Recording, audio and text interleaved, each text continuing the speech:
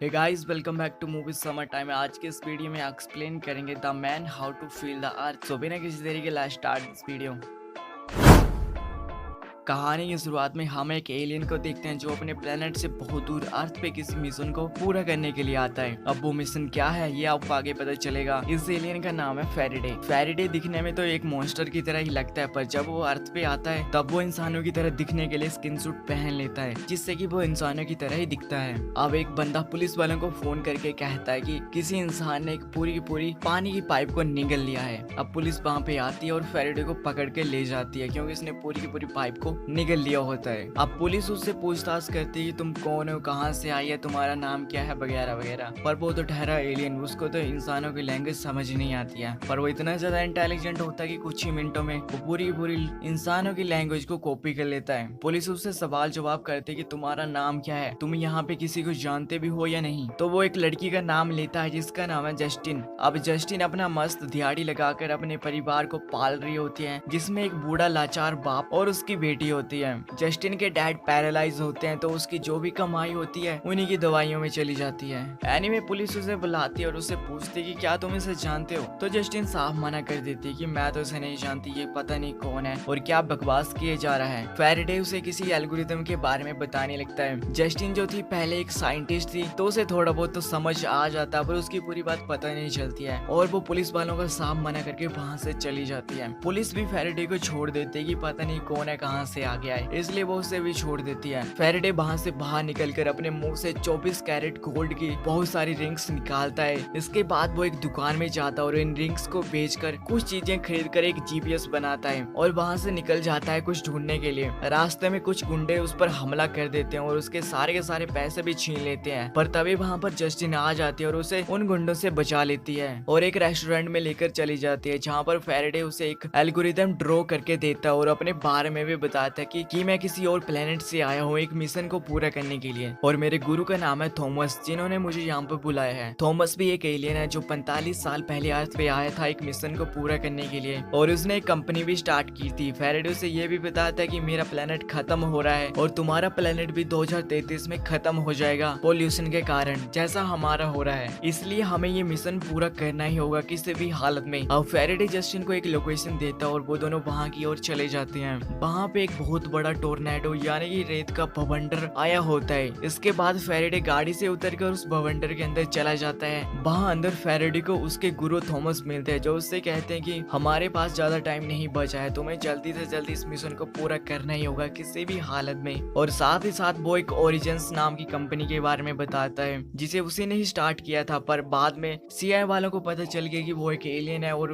उन्होंने वो कंपनी हथिया ली और किसी और को दे दी। अब फेराडे जैसे उस भवंडर से बाहर निकलता है तो जस्टिन को उसका असली चेहरा दिख जाता है और वो इतनी ज्यादा डर जाती है कि वो वहाँ से गाड़ी लेकर चली जाती है और उसे वहीं पे छोड़ देती है। दूसरी तरफ सीआईए वाले उस भवंडर की खोज करने लगते हैं कि अचानक से भवंडर कहाँ से आ गया, यहाँ तो कोई भी हवा या कोई भी तूफान नहीं आया था। वो एक सीआईए एजेंट को बुलाते हैं जिसका नाम है स्पेंसर, उसे इन्वेस्टिगेशन करने के लिए कहते हैं। सीआईए वालों को थोड़ा बहुत तो पता था कि ये भवंडर किसी दूसरी दुनिया से कॉन्टेक्ट करने का जरिया है और कोई तो इसे यूज कर रहा है, और साथ ही साथ स्पेंसर को एक बहुत पुराने एजेंट के पास भेजा जाता है जिसे इसके बारे में थोड़ा बहुत पता था कि इस भवंडर से किसे कांटेक्ट किया जा रहा है। दूसरी तरफ फेराडे टैक्सी लेकर एयरपोर्ट पहुंच जाता है वॉशिंगटन जाने के लिए, पर एयरपोर्ट पे चेकिंग करने के लिए होते हैं एक्सरेज, जिससे फेराडे को होती है बहुत ज्यादा प्रॉब्लम, क्योंकि वो तो एक एलियन था और उसने जो भी पानी पिया था वो सारा का सारा निकल जाता है वहीं पर ही, और साथ ही साथ वो बेहोश भी हो जाता है। अब पुलिस वाले फिर से जस्टिन को बुला लेते हैं और फेराडे उसे बताता है कि हमें ओरिजिन जाकर अधूरे मिशन को पूरा करना होगा। मैं आपको बता दूं कि ओरिजिन्स वही कंपनी है जो थॉमस ने स्टार्ट की थी। अब फेराडे को चाहिए जस्टिन की मदद। वो उससे कहता है कि अगर तुमने मेरी मदद नहीं की इस मिशन को पूरा करने के लिए तो मेरा पूरा का पूरा प्लेनेट जिसका नाम है एंथिया वो तबाह हो जाएगा और हम जैसे बहुत से लोग मारे जाएंगे। दूसरी तरफ स्पेंसर उस एजेंट के घर पहुंच जाता है जिसको इन एलियंस और भवंडर के बीच जो भी कनेक्शन चल रहा था इसके बारे में थोड़ा बहुत पता था। इनके बीच लड़ाई होती है और स्पेंसर उसे मार देता है और साथ ही साथ स्पेंसर के हाथ में एक सीढ़ी भी लग जाती है जिसमें पता चलता है कि थॉमस जो है वो एक एलियन है और कुछ सालों पहले CIA वालों ने उसे पकड़ के रखा था। दूसरी तरफ जस्टिन फैराडे को अपने घर ले जाती है और अगले दिन वो निकलने ही वाले थे, पर जस्टिन के डैड रात को बहुत ज्यादा बीमार हो जाते हैं और जस्टिन के डैड की बॉडी पैरालाइज होती है और ऊपर से उन्हें दिल का दौरा भी पड़ा होता है और उनकी जान तो बचने वाली नहीं होती है। इसलिए फैराडे उनकी जान बचाने के लिए उसके DNA में अपना एंथियन DNA डाल देता है, जिस वजह से वो पूरी तरह से ठीक हो जाता है और वो चलने फिरने लगता है। पहले तो वो एक कुर्सी से भी नहीं उठ पाता था और अब वो पूरी तरह से ठीक हो जाता है। दूसरी तरफ ओरिजिन्स में एडी और हैच को दिखाया जाता है। CIA वालों ने थॉमस से वो कंपनी छीनी थी तो एडी और हैच के पिता को ये कंपनी दे दी थी और जब उनकी डेथ हो गई तो इसके बाद ये कंपनी एडी को मिल गई। हालांकि हैच इसका भाई था पर वो जरा भी उसे पसंद नहीं करती थी और वो इसे इस कंपनी से दूर रखती थी, वो उससे नफरत करती थी, पता नहीं किसी बात पर। अब अगला दिन होता है और जस्टिन अपनी फैमिली को छोड़कर फैराडे के साथ निकल जाती है अलास्का की ओर। पर रास्ते में जस्टिन उससे पूछते कि हम कौन सा मिशन पूरा करने वाले हैं, तो फैराडे गाड़ी से उतरकर कई सालों से बंद पड़ी एक मशीन को अपने क्वांटम फ्यूजन रिएक्टर से स्टार्ट कर देता है। अब वो मशीन कई सालों से बंद पड़ी थी, खराब थी, पर इसने अपने रिएक्टर से उसे स्टार्ट कर दिया था।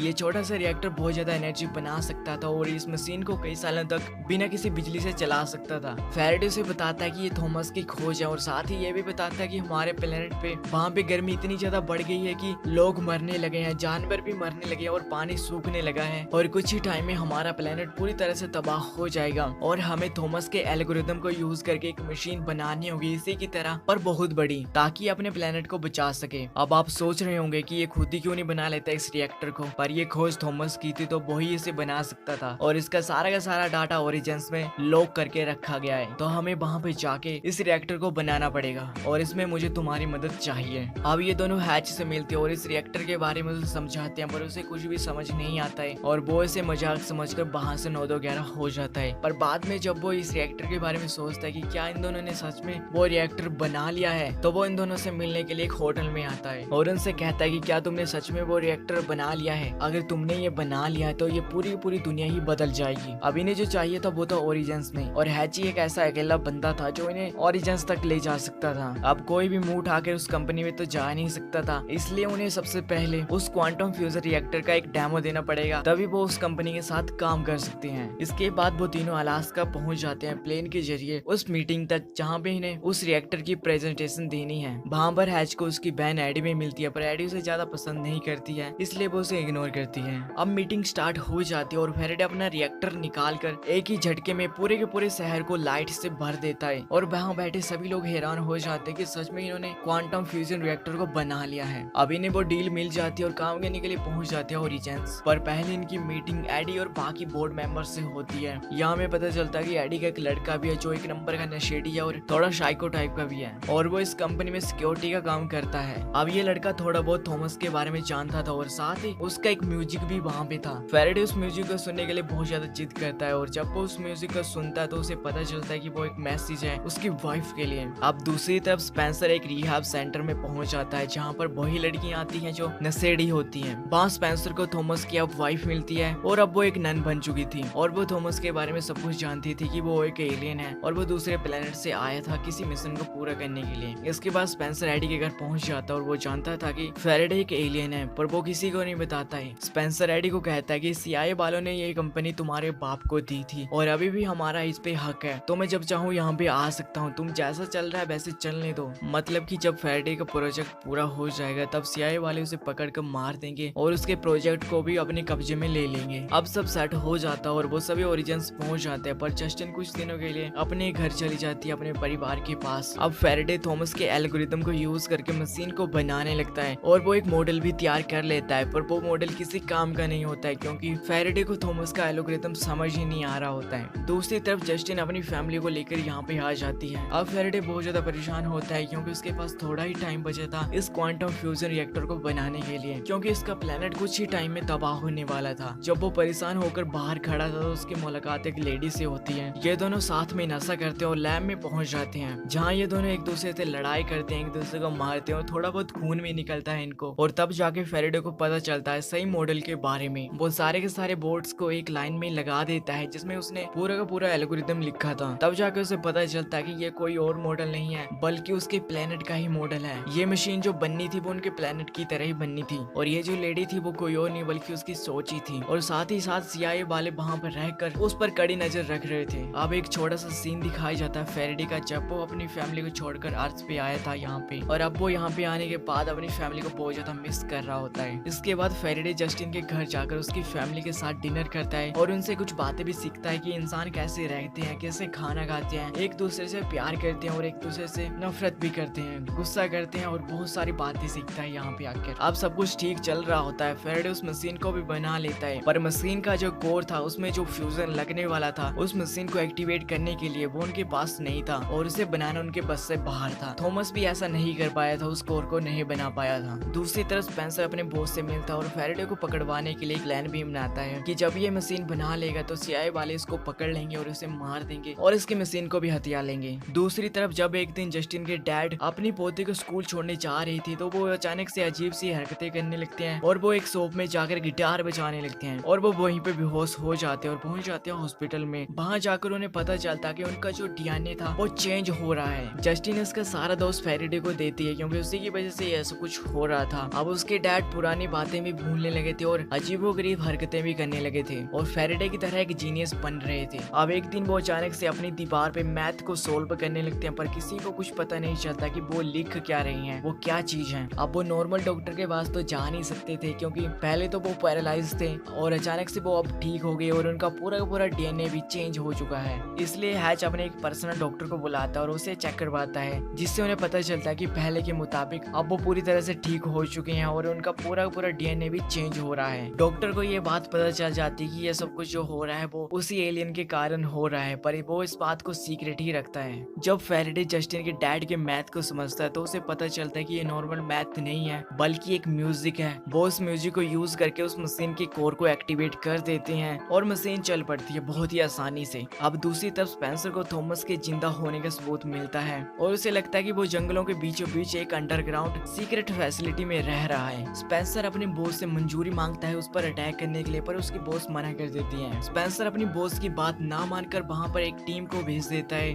और वो सभी एक ट्रैप में फंसकर मारे जाते हैं। अब दूसरी तरफ सीआईए वालों को पता चल जाता है कि इन्होंने ये मशीन बना ली है और वो किसी वक्त इस मशीन को हथियाने वाले थे क्योंकि वो नहीं चाहते थे कि ये टेक्नोलॉजी दुनिया के सामने आए। अब ये बात एडी को भी पता चल जाती है कि ये मशीन बन चुकी है, पर वो इसकी प्रेजेंटेशन को डिले कर देती है क्योंकि वो नहीं चाहते कि ये मशीन सीआईए वालों के हाथ में लगे। अब ये बात फैराडे और जस्टिन को भी पता चल जाती है कि सीआईए वाले उन पर नजर रख रहे हैं। फैराडे अब थॉमस से कांटेक्ट करने की कोशिश करता है और उसे सब कुछ बताता है कि हमने वो मशीन बना ली है पर हमारे पीछे सीआईए वाले पड़े हैं और वो किसी वक्त इस मशीन को हथिया सकते हैं। तो थॉमस कहता है कि तुम एक एलियन और बहुत भोले हो, तुम सही और गलत का मतलब नहीं समझते और कभी भी झूठ नहीं कहते किसी से भी, पर अब की बार तुम्हें झूठ कहना पड़ेगा। जो ये लोग सुनना चाहते हैं वो तुम्हें सुनाना पड़ेगा। और थॉमस ये भी कहता है कि सीआईए वालों ने मुझे मारने के लिए कुछ लोग भेजे थे और अगले निशाने पर तुम हो, और हो सके तो हर वक्त उनके साथ हमेशा झूठ ही बोलो। अब फैराडे और जस्टिन एक बहुत बड़े न्यूज रिपोर्टर के पास जाते हैं और उसे सारी बात बताते हैं कि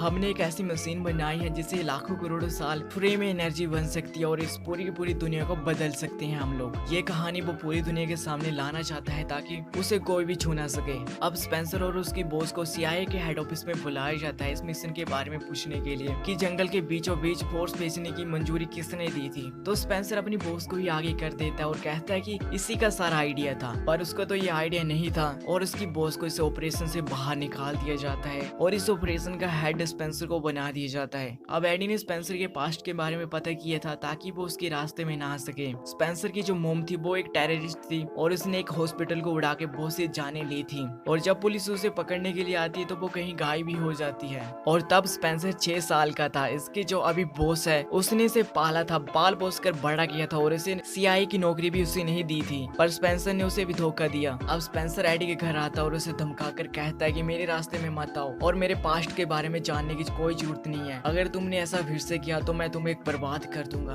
दूसरी तरफ स्पेंसर की जो पार्टनर थी वो जस्टिन को सारी बात बताते हैं कि कैसे हमारी आदमी मारे गए और थॉमस एक बहुत बड़ा प्लान बना रहा है जिसमें वो सभी को फंसा रहा है। तुम हमारे साथ आ जाओ, हम तुम्हें कुछ भी नहीं होने देंगे और तुम्हारी फैमिली को भी प्रोटेक्ट करेंगे। अब ये बात फैराडे को पता चल जाती है कि थॉमस को पकड़ने के चक्कर में कुछ लोग मारे गए हैं और जब वो इस रिकॉर्डिंग को सुनता है तो उसे पता चलता है कि थॉमस उसे धोखा दे रहा है। वो इस मशीन को लेकर अपने प्लेनेट जाएगा और अपने ही जैसे लोगों को यहाँ लाकर यहाँ के लोगों को मार डालेगा, यानी कि इंसानों को मार देगा और यहाँ पे वो राज करेगा। और वो जो रिएक्टर बना रहा था वो कुछ और नहीं, वो इसी के स्पेसशिप का एक इंजन था। अब वो सीधा जस्टिन के पास जाता और यहाँ से निकलने की तैयारी करता है, क्योंकि सीआईए वालों को सब कुछ पता चल गया था कि इन्होंने वो मशीन बना ली है और वो लोग इन्हें छोड़ने नहीं वाले थे। वो इस मशीन को हथिया लेंगे और वो इनको मार डालने वाले थे। इसलिए वो लैब जाते हैं और सारी की सारी रिसर्च को जला देते हैं और साथ ही साथ उस कोर को निकाल कर उसे जस्टिन और उसके डैड के पास दे देते हैं, ताकि वो इसे यहाँ से काफी दूर ले जा सके और ये किसी के भी हाथ ना लग सके। अब जब स्पेंसर वहाँ अपनी टीम के साथ पहुंचता तो उसे वहाँ पर कुछ भी नहीं मिलता, क्योंकि वो पहले कोर को निकाल कर ले जा चुके थे। पर फेरेडे उसी लैब में रहता है। स्पेंसर को इतना ज्यादा गुस्सा आता है कि वो फेरेडे को गोली मार देता है, पर फेरेडे ने वहाँ पर बिछाया होता है जाल, जिसकी वजह से वहाँ पर होता है एक बहुत बड़ा धमाका, जिसकी वजह से सभी के सभी लोग वहाँ पे बेहोश हो जाते हैं। अब जस्टिन और उसके डैड वहाँ पर वापस आते हैं और फेरेडे को उठाकर उसी रिहैब सेंटर में ले जाते हैं जहाँ पर थॉमस की वाइफ रह रही थी। अब वो जैसे तैसे फेरेडे का ऑपरेशन करते हैं, उसके पेट से गोली बाहर निकालते हैं, पर उसका बहुत ज्यादा खून बह चुका था, जिस वजह से उसका बचना मुश्किल था। जस्टिन के डैड भी फेरेडे की तरह ही बन चुके थे, इसलिए वो खून देने के लिए तैयार हो जाते हैं। वो खून तो दे देंगे, पर जस्टिन के डैड फिर बच नहीं पाएंगे। दूसरी तरफ स्पेंसर को पता चल जाता है कि वो कहाँ पे है। वो उस मशीन के कोर को पाने के लिए इतना ज्यादा पागल हो चुका था कि किसी को भी वो मार सकता था। वो अपनी टीम के साथ वहाँ पर पहुंच जाता और उन पर गोलियां बरसाने लगता है। वो लेडीज भी अपनी डिफेंस के लिए उन पर गोलियां चलाती हैं, पर स्पेंसर उस कोर को पाने के लिए इतना ज्यादा पागल हो चुका था कि वो उन सबको मार डालता है और उस कोर को हथियाकर जस्टिन और फेरेडे को बंदी बनाकर अपने साथ ले जाता है, जहाँ उन्हें दबाकर टॉर्चर किया जाता है। पहले फेरेडे के सर पर एक कपड़ा डाला जाता है और ऊपर से पानी डाला जाता है, ताकि वो तकलीफ में आकर सारी सच्चाई उगल दे कि थॉमस कहाँ पर है और इनका प्लान क्या है। पर वो तो ठहरा एक एलियन, उसे कोई भी असर नहीं होता। वो सारे के सारे पानी को पी जाता है। इसके बाद वो फेरेडे के कान के पास जलती हुई सिगरेट भी बुझाते हैं, पर उसे कोई भी फर्क नहीं पड़ता इससे, और उन्हें कुछ भी समझ नहीं आता है कि इसे टॉर्चर करे तो करे कैसे। अब उन्हें याद आता है कि जब ये एयरपोर्ट पे था तब एक्सरेज की वजह से इसकी हालत बहुत ज्यादा पतली हो गई थी, तो इसीलिए वो एक्सरे ले आते हैं और उससे उसे टॉर्चर करते हैं, जिससे फेरेडे को बहुत ज्यादा तकलीफ होती है और वो सब कुछ उगलने लगता है कि थॉमस अपने प्लेनेट जाकर अपने जैसे और भी लोगों को यहाँ पे ले आएगा और इस दुनिया को तबाह कर देगा। और अगर तुम हमें यहाँ पे मार दोगे तो ना ही तुम्हें इस मशीन का कोर मिलेगा और ना ही तुम कभी थॉमस के बारे में पता लगा पाओगे, क्योंकि जब ये लैब से निकल रहे थे तो जस्टिन ने इस कोर का एल्गोरिथम बदल दिया था, तो अब ये उस एल्गोरिथम के बगैर ये किसी काम का नहीं रह गया था। दूसरी तरफ एडी के पास उसका लड़का आता और इस भसड़ के बारे में उससे पूछता है कि ये सब कुछ चल क्या रहा है, पर एडी उसे कुछ भी नहीं बताती है। और साथ ही उसका एक घोड़ा था जो मरने वाला था। एडी अपनी गन लेकर आती है और उसे मार देती है। ये देखकर वो लड़का काफी ज्यादा डर जाता है और सीधे हैच के पास जाकर पहुंच जाता है और हैच को पूरी सच्चाई बताता है कि उसकी मॉम ने ऐसे ऐसे किया, और एक राज की बात बताता है कि तुम्हारे जो डैड थे वो इस कंपनी को तुम्हारे नाम करने वाले थे, पर एडी ने लालच में आकर उन्हें मार दिया था और पूरी उम्र आपसे नफरत करती रही और इस कंपनी से दूर रखा। दूसरी तरफ स्पेंसर की पार्टनर स्पेंसर को गोली मार देती है, क्योंकि वो किसी और के लिए काम कर रही थी और उसके बॉस नहीं चाहते थे कि फेरेडे और जस्टिन को कुछ हो, और वो जिसके लिए काम कर रही थी वो कोई और नहीं थॉमस ही था, पर इसके बारे में उसे कुछ भी पता नहीं था। अब वो लोग फेरेडे और जस्टिन की आंखों में पट्टी बांधकर जंगल को बीचों बीच थॉमस के पास ले जाते हैं, जहाँ कुछ लोग उसके साथ रह रहे थे और वो थॉमस को अपना भगवान मानते थे। अब फेरेडे उसे कहता है कि तुमने मुझसे झूठ कहा, तुम कोई प्लेनेट को नहीं बचा रहे, तुम तो बस इस मशीन को अपनी शिप में इंजन की तरह यूज करोगे और अपने लोगों को यहाँ पे लाकर यहाँ के इंसानों को खत्म कर दोगे और यहाँ पे राज करोगे। थॉमस अपने जैसे लोगों को यहाँ पर लाना चाहता था और यहाँ पे राज करना चाहता था। उनके प्लेनेट पे दो तरह के लोग होते हैं, एक तो जो राज करते हैं, हुकुम देते हैं, और दूसरे जो उनके चुपचाप गुलामी करते हैं, उनकी बात मानते हैं। तो थॉमस अपने ही जैसे लोगों को यहाँ पर लाकर यहाँ पे राज करने वाला था और बाकी बचे लोगों को वहीं पे मरने के लिए छोड़ने वाला था, जिसमें से एक फेरेडे की फैमिली भी थी। अब ये बात जैसे ही जस्टिन को पता चलती है तो वो साफ मना कर देती है कि मैं ऐसे नहीं होने दूंगी, मैं अपने लोगों को ऐसे मरने नहीं दे सकती। और साथ ही साथ वो इस कोर को यूज नहीं कर सकते थे, क्योंकि इस कोर का एल्गोरिथम जस्टिन ने चेंज कर दिया था और वो अकेली थी जो इस कोर के एल्गोरिथम के बारे में जानती थी। पर फेरेडे उसे भरोसा दिलाता कि ऐसा कुछ भी नहीं होगा, मैं सभी को बचाऊंगा। इसके बाद वो कोर देकर अपनी फैमिली के पास चली जाती है। दूसरी तरफ एडी अब पूरी दुनिया के सामने इस मशीन को लाने वाली थी। ये मशीन एक फ्यूजन रिएक्टर है जो फ्री में पूरी दुनिया को पावर दे सकता है। इसके बाद फेरेडे वहाँ पर आता और इस फ्यूजन रिएक्टर के बारे में पूरी दुनिया को बताता है और साथ ही साथ इसका एक डेमो भी देता है, जिसकी वजह से एक ही झटके में पूरा का पूरा शहर रोशनी से भर जाता है। पर तभी सीआईए वाले वहाँ पर आ जाते हैं और फेरेडे को पकड़कर अपने ब्यूरो ले जाते हैं पूछताछ करने के लिए, और वो उसे वो रिएक्टर भी छीन लेते हैं। फेरेडे पहले तो कुछ नहीं कहता, पर बाद में वो हैच और जस्टिन को बुलाने के लिए कहता है और उनके सामने सीआई वालों से कहता है कि तुम हमें नहीं मार सकते क्योंकि मैंने इस रिएक्टर का सारा डाटा इंटरनेट में 1.5 लाख वेबसाइट में अपलोड कर दिया है और अब ठीक 12 बजे वो पब्लिक हो जाएगा पूरी दुनिया के सामने। और ये भी कहता है कि अगर तुमने हमें मारा तो ये डाटा पूरी दुनिया में हर एक के पास पहुंच जाएगा। इसके बाद हैच कहने लगता है कि अगर ऐसा हुआ तो हमारे जो पड़ोसी देश हैं वो इस रिएक्टर को बनाएंगे और अपने अपने हथियारों को, मिसाइलों को, अपनी टेक्नोलॉजी को डेवलप करके हम पे ही हमला कर देंगे और पूरी की पूरी दुनिया में तबाही होगी। ये बात सुनकर सीआई वाले उनको छोड़ देते हैं। अब फैराडे जस्टिन की फैमिली से आखिरी बार मिलने जाता है और थॉमस भी अपनी हार मान लेता है और एंड में फैराडे इस रिएक्टर को लेकर स्पेस में बैठकर अपने प्लेनेट की ओर चला जाता है और इसी के साथ इस कहानी का अंत हो जाता है। सो हे गाइस, अगर ये वीडियो आपको अच्छी लगी तो वीडियो को लाइक मारो, चैनल को सब्सक्राइब और एंजॉय करो यार अपनी लाइफ में और इस वीडियो को देखकर। मैं मिलता हूँ नेक्स्ट वीडियो में, तब तक के लिए धन्यवाद।